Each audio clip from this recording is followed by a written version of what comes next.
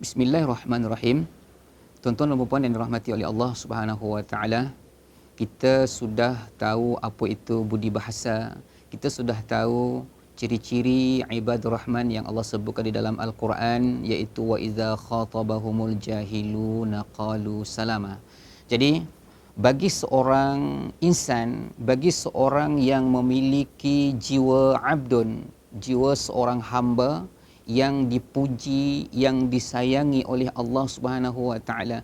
Abdun merupakan salah satu gelar yang diberikan oleh Allah Subhanahu wa taala kepada Nabi Muhammad sallallahu alaihi wasallam, dan perkataan abdun itu juga kita nak merasakan bagaimana seorang hamba yang beriman, yang dikasihi oleh Allah Subhanahu wa taala, agar ia menjadi insan yang dapat faedah pada diri dia dan faedah juga kepada orang lain.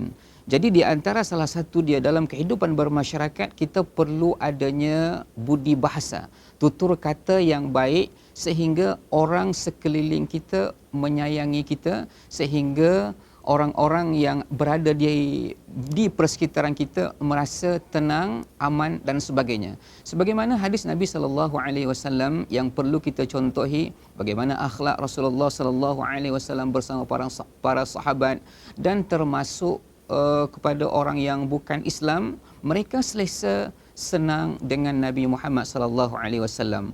Jadi hadis Nabi sallallahu alaihi wasallam dalam Sahih Bukhari fi Kitabil Iman, Nabi sallallahu alaihi wasallam menyebutkan al-muslimu man salimal muslimuna min lisanihi wa yadihi wal muhajiru man hajara ma nahallahu anhu.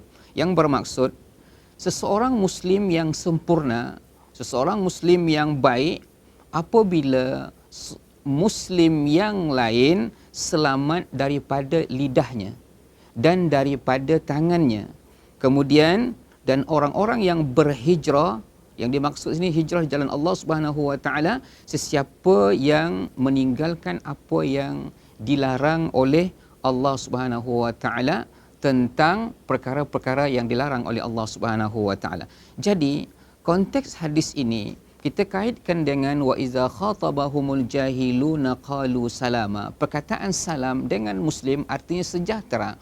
Maksud dia setiap insan memiliki kesejahteraan dalam diri dia. Apabila kesejahteraan dalam diri dia ada dan orang di sekeliling dia merasakan ketenteraman, ketenangan dan sebagainya. Jadi orang muslim yang hebat, seorang muslim yang beriman kepada Allah, yang bercita-cita untuk menjadi ibadur rahman, dia kena jaga lisan dia. Sehingga kita sentiasa menyebut amsik lisanak, pegang lidah kamu. Artinya jaga pertuturan kamu sehingga tidak menyakitkan perasaan orang lain. Suasana dalam keadaan kita saat ini, kita ada media sosial, ada Facebook, ada WhatsApp, ada Instagram dan sebagainya. Kita bercakap apa yang kita suka.